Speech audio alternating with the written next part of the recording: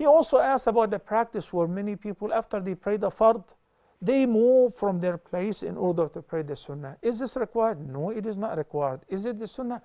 It is not the sunnah either, but the Prophet ﷺ in the hadith ordered what should not pray the sunnah immediately right after making taslim from the fard, unless if he speaks or he changes his location, so that the sunnah would not appear as it is a continuation of the fard prayer.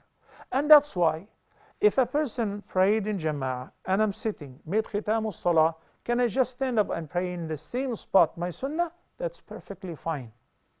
Well, I like to change my position so that another spot on earth will bear witness for me with this intention.